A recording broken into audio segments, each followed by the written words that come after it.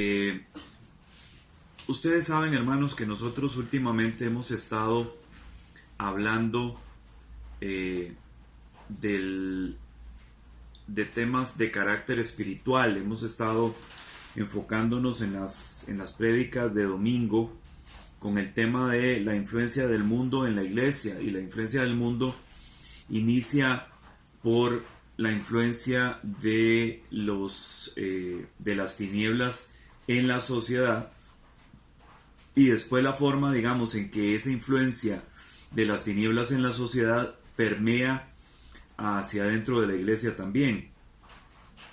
Hemos hecho un recorrido que todavía le falta un poquito más a este tema en las prédicas de los domingos, y una de las cosas que hemos estado hablando con respecto a esto precisamente tiene que ver con el asunto de la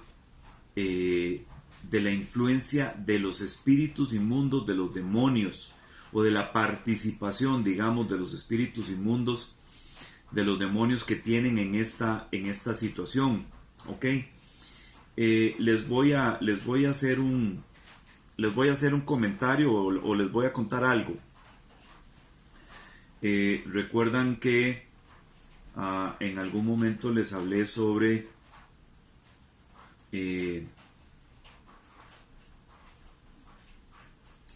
en algún momento les hablé sobre lo que había sucedido con Milena, que ella tuvo una experiencia sobrenatural, de una visión que ella tiene despierta, ¿verdad? Creo que yo les comenté el domingo pasado o el tras anterior. Bien,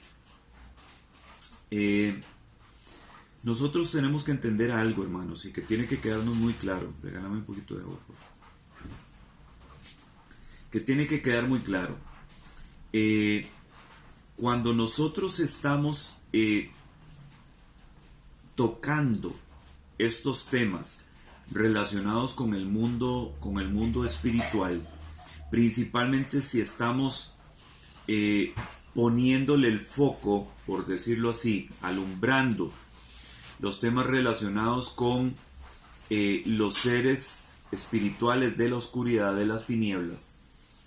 Este es un tema que probablemente vaya a causar incomodidad en el ambiente espiritual de tinieblas. ¿Ok? ¿Por qué? Porque en la medida en que ellos son ignorados, o en la medida, digamos, en que las personas no tienen mucho conocimiento acerca de ellos y acerca de cómo es que han venido apareciendo y cómo es que se inmiscuyeron en la historia humana, etcétera, etcétera. En la medida en que estos temas se ignoren, ellos pueden trabajar tranquilos. O sea, la gente no sabe, desconoce, digamos, las estrategias, desconoce el modus operandi, como dicen por ahí, de ellos. Sin embargo, nosotros hemos venido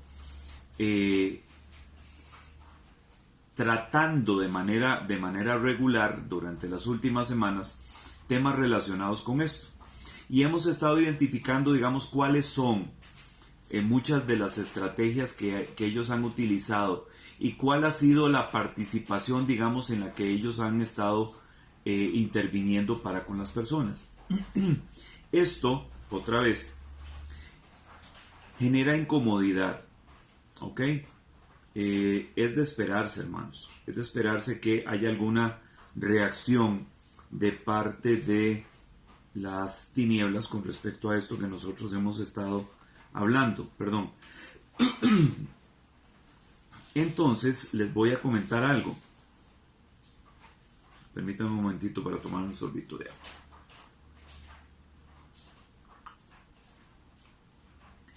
Les voy a comentar algo.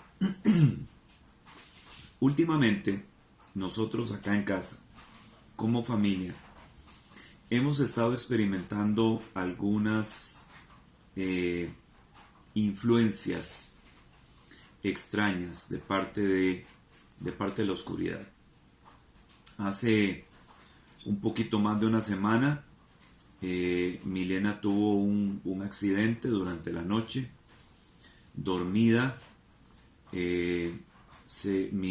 Milena duerme en la parte alta de un camarote, y dormida se vino desde la parte alta del camarote, cayendo sobre un mueble que está al lado, a la par del camarote, y donde cayó sobre el mueble botó una cajita de música que tiene una esfera de vidrio.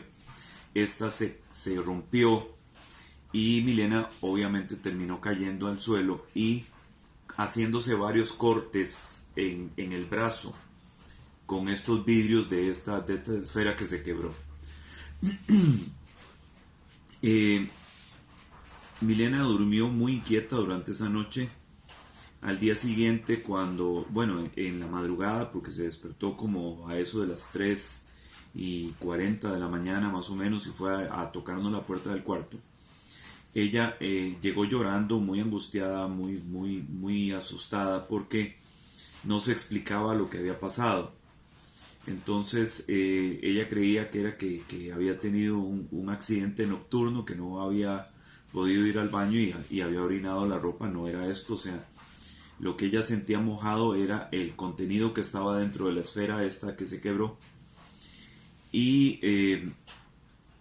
en ese momento en que yo me levanté y fui a ver lo que ocurría, el Espíritu de Dios me dice que es un ataque, ¿okay? Que no estamos ante un accidente normal, común y silvestre, sino que es un ataque. Milena tiene ya bastante tiempo de estar durmiendo en esta parte alta del camarote y nunca ha tenido ninguna situación. De hecho, ella se levanta muchas veces en la madrugada para ir al baño, pero esta vez fue algo completamente extraño. Y de parte del Señor, pues yo recibí la confirmación de que se trataba de esto, de un ataque. En esta misma semana, creo que fue ayer o antier, que Milena otra vez se despertó sobresaltada, 3:30 de la mañana, porque había escuchado cosas en la puerta del cuarto y cerca del cuarto. Entonces, ¿por qué les comento esto? No es con el afán de asustarlos ni nada por el estilo, es solamente para que ustedes se den cuenta de lo que estoy hablando no es una exageración de mi parte. O sea, cuando hay un movimiento, digamos, o cuando hay una intención de parte de Dios en abordar estos temas y en traer luz sobre estas cosas para que su iglesia se percate y se aperciba de estas dinámicas de la oscuridad, ellos reaccionan y a veces buscan cómo contraatacar, ¿ok? Entonces, por eso es importante lo que tengo para que consideremos hoy. Voy a tratar de no extenderme mucho porque sí es bastante extensa la información, ¿ok? El estudio se llama "El nombre de Jesús tiene poder de sujetar y expulsar demonios". Nosotros tenemos que aprender esto. ¿Por qué? Porque si nuestros ojos espirituales y nuestros sentidos espirituales se están abriendo, eso nos va a poner en la línea de fuego, ¿ok? Eso va a hacer que nosotros nos convirtamos en un blanco o en un objetivo, mejor dicho, de las tinieblas. Y si nosotros no sabemos cómo defendernos de esta influencia y de estos ataques, la vamos a pasar mal. Entonces, precisamente por eso es que el Señor me orientó hacia hablar de esto.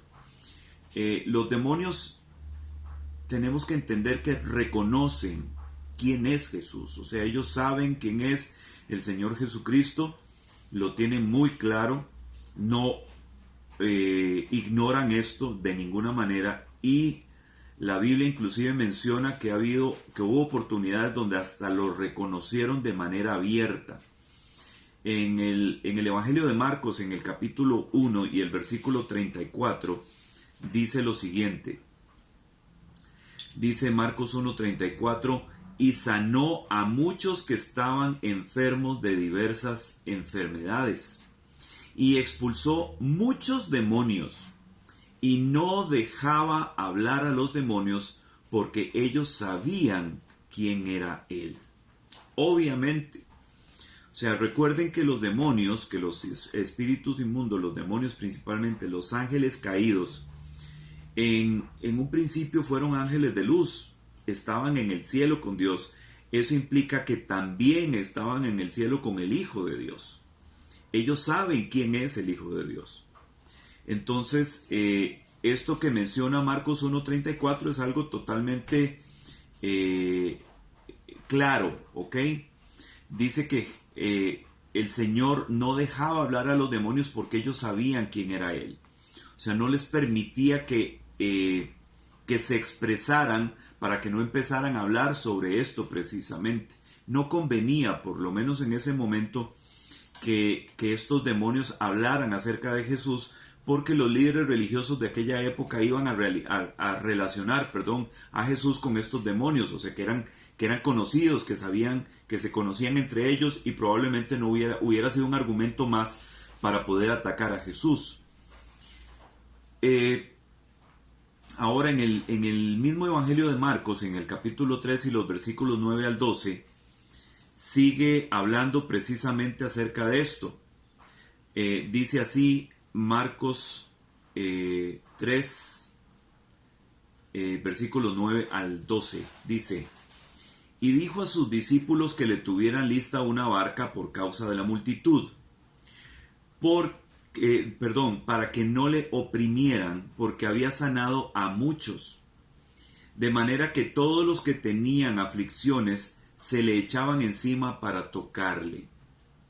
Y siempre que los espíritus inmundos le veían, caían delante de él y gritaban diciendo: ¡Tú eres el Hijo de Dios! Y les advertía con insistencia que no revelaran su identidad. Bien, hermanos, aquí otra vez en este pasaje se vuelve a poner en evidencia esto, ¿ok? El Señor pide una barca porque la gente se daba cuenta de las cosas que Él podía hacer y entonces se aglomeraban alrededor de Él y lo que querían era tocarlo. ¿Recuerdan la mujer con el flujo de sangre que se acercó a Jesús por detrás y como no podía alcanzarlo, entonces tocó el borde de su manto? Pues probablemente esta historia se difundió y había otras personas también que querían alcanzarlo para poder tocarlo. Entonces él le pidió a los discípulos que lo pusieran en una barca, lo retiraran de la orilla para que él pudiera predicar sin tener que exponerse a esto, porque desviaba la atención del mensaje que él quería compartirles. Pero hay algo interesante aquí. Dice el 11: siempre que los espíritus inmundos le veían, caían delante de él y gritaban diciendo: tú eres el Hijo de Dios. Entonces es claro que los demonios saben perfectamente bien quién es Jesús. Ellos no tienen ninguna duda. En aquel momento no tenían ninguna duda cuando el Señor estuvo en la tierra de quién era este hombre. Ellos lo sabían y lo tenían muy claro. Pero el Señor no quería que esta información fuera difundida por medio de los demonios, porque esto iba a provocar una reacción de parte de los fariseos. Entonces, aquí hay algo importante. Ellos sabían quién era Él. Ellos gritaban: tú eres el Hijo de Dios.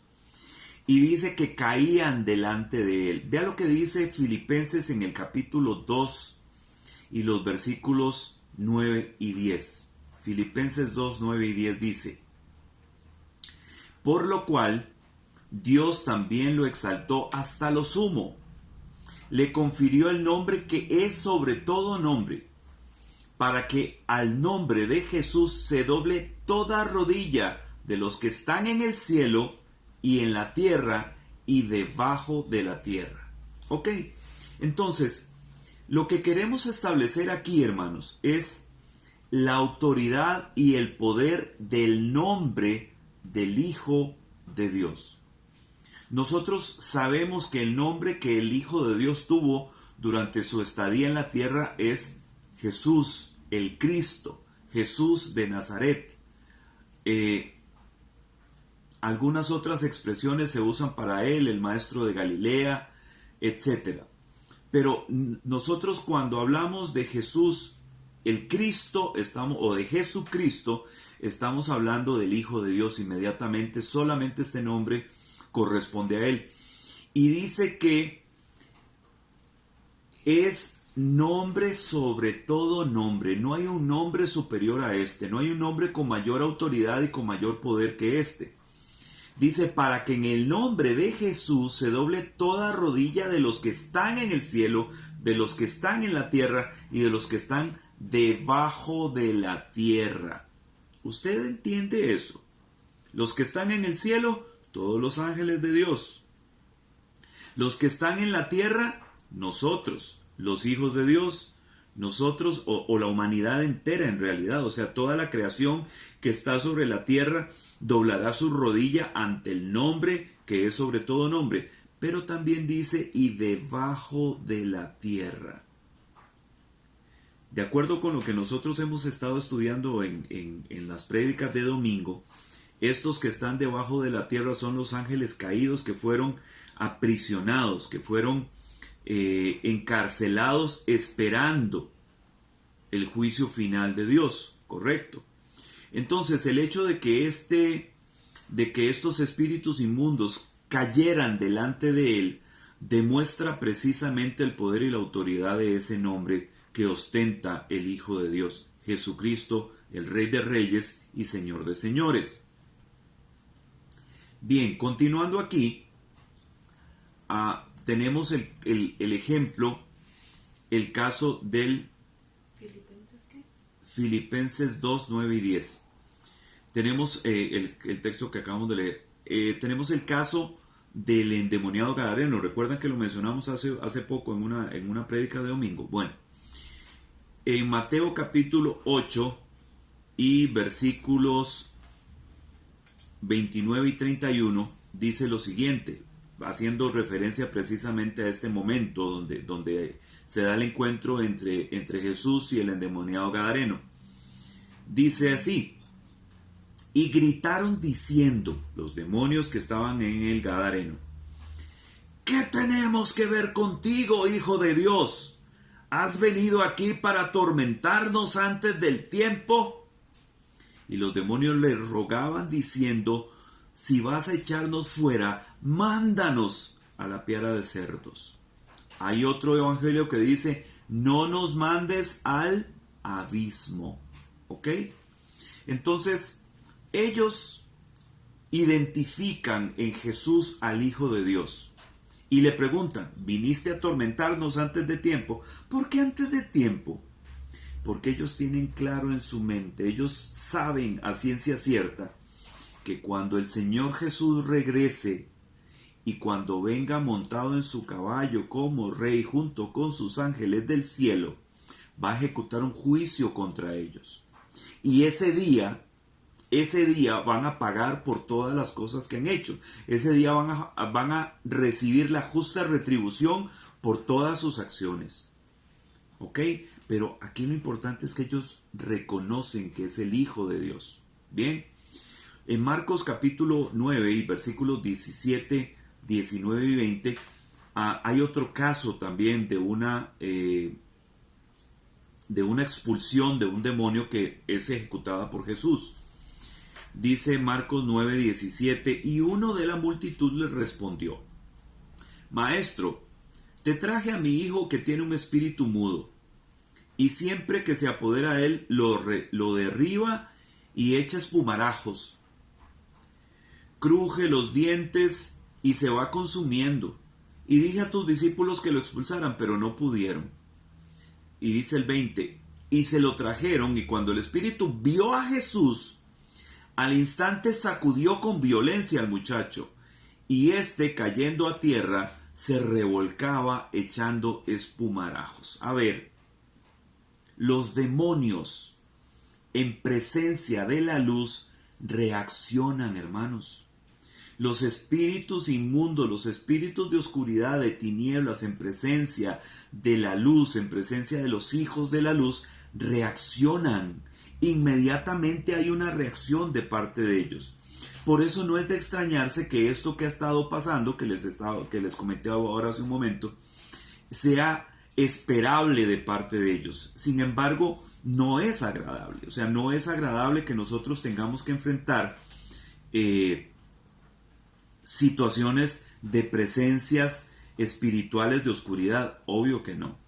Entonces, ¿qué es lo que deberíamos nosotros entender acerca de esto? Bien. Los demonios también creen en Dios. ¿Usted sabía eso? Dice Santiago capítulo 2 y versículo 19 lo siguiente. Tú crees que Dios es uno. Haces bien. También los demonios creen y tiemblan.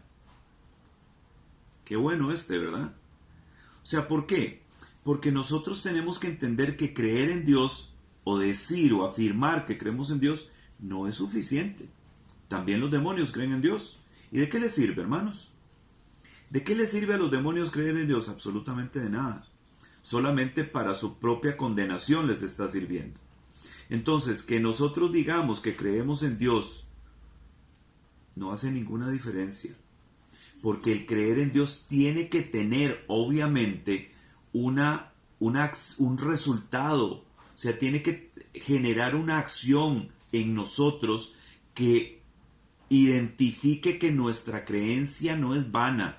Que no solamente creemos por creer, sino que ese creer en Dios va más allá de solamente un pensamiento en nuestra mente. ¿Ok? Ahora, Jesús, además de hacer él mismo confrontación a los demonios, además de reprender él a los demonios, además de tener la capacidad de poder expulsar a los demonios, también le confirió este poder a sus discípulos. Vea qué interesante lo que dice Lucas en el capítulo 10 y los versículos 17 al 19. Lucas 10, 17 al 19 dice: Los 70 regresaron con gozo, diciendo: Señor, hasta los demonios se nos sujetan en tu nombre. Y él les dijo: Yo veía a Satanás caer del cielo como un rayo, porque el Señor identifica en esta expresión, hasta los demonios se nos sujetan en tu nombre, cierta jactancia de parte de ellos. Entonces él les indica que esta jactancia no es buena, que así fue precisamente como Satanás cayó, por su propia soberbia, por creer más de sí mismo de lo que tenía que creer. ¿Ok? Y ahora dice Marcos 16, 17. Y estas señales acompañarán a los que han creído. En mi nombre echarán fuera demonios, hablarán en nuevas lenguas. A ver, nosotros vemos, digamos en el versículo anterior, en el de Lucas que nosotros leímos, que estos 70 habían sido comisionados por el Señor para que pudieran tener este poder y esta autoridad. Ya no estamos hablando solamente de los 12 apóstoles, estamos hablando de los 12 y una cantidad más que habían sido 58 más, imagínense, que habían sido autorizados por el Señor, que les había otorgado el poder para expulsar demonios. ¿Ok? Pero en Marcos 16, 17, esta autoridad se amplía a todos los que creen. No solamente para los cercanos, no solamente para los que estaban ahí en el grupo inmediato, íntimo del Señor, sino que lo dice claramente Marcos 16, 17, que es precisamente cuando el Señor está despidiéndose de los discípulos porque va a regresar al cielo. Entonces les dice lo que dice Marcos 16, 17. Y estas señales acompañarán a los que han creído. Eso significa que los que han creído, por eso les mencioné anteriormente el pasaje de Santiago 2.19. Tú crees que Dios es uno, haces bien, pero los demonios también creen. Entonces, la señal de la autoridad para poder expulsar, para poder enfrentar seres de oscuridad, nosotros los que hemos creído la tenemos con nosotros. No es algo ni siquiera que nosotros tengamos que activar o pedir porque no sabemos si lo tenemos o no. No, aquí lo dice claramente. Estas señales acompañarán a los que han creído. Entonces, si usted ha creído realmente en Dios, si usted ha creído realmente en Jesús, si usted ha creído realmente en el Evangelio de Salvación, en el poder y la dispensación del Espíritu Santo que mora en usted, usted califica dentro de este grupo que dice acá, que los que han creído también serán acompañados por las señales de poder en el nombre de Jesús echar fuera demonios. ¿Ok? Ahora, ¿cómo es que esto sucede? ¿Cómo es que se le ordena? ¿Cómo es que se le ordena a un demonio irse? Ok. Vamos a ver un caso de manera directa, de manera específica. Dice en Hechos capítulo 16 y los versículos 16 al 18. Vamos a ver un ejemplo de cómo es que se debe enfrentar a un espíritu de oscuridad para echarlo, para ordenarle irse. Hechos 16, 16 al 18 dice lo siguiente. Y sucedió que mientras íbamos al lugar de oración, nos salió al encuentro una muchacha esclava que tenía un espíritu de adivinación, la cual daba grandes ganancias a sus amos adivinando. Esta, siguiendo a Pablo y a nosotros, gritaba diciendo: estos hombres son siervos del Dios Altísimo, quienes nos proclaman el camino de salvación. Y esto lo hacía por muchos días. Mas desagradando esto a Pablo, se volvió y dijo al espíritu: te ordeno en el nombre de Jesucristo que salgas de ella. Y salió en aquel mismo momento. Ven qué interesante. Dice que esta muchacha que empezó a seguirlos tenía un espíritu de adivinación. Ok, significa que había un espíritu inmundo en aquella muchacha. Había un ser de oscuridad poseyendo a aquella muchacha. Eso era precisamente lo que le permitía a ella poder adivinar. Y dice que le daba grandes ganancias a sus amos adivinando. O sea, lógicamente, alguien que puede adivinar el futuro, pues es alguien que puede cobrar por eso. Y esto generaba grandes ganancias para sus amos. Pero dice que andaba siguiéndolos.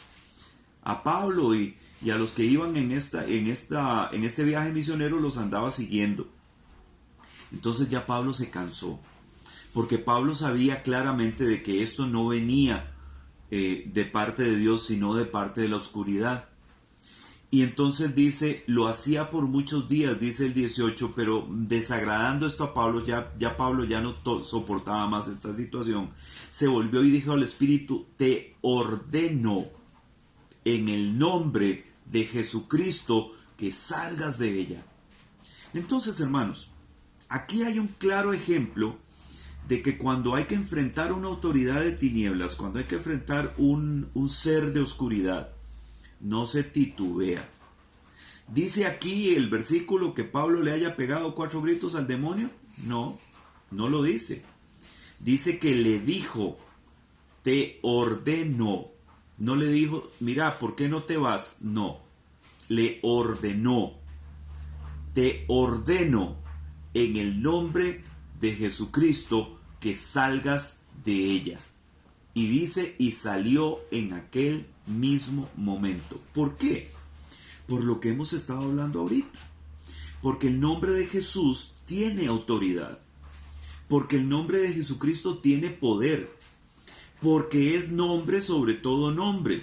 Porque en el nombre de Jesucristo toda rodilla se dobla de los que están en el cielo, de los que están en la tierra y de los que están debajo de la tierra. ¿Ok? Los de luz, los de oscuridad y las criaturas humanas doblan su rodilla ante el nombre de Jesús.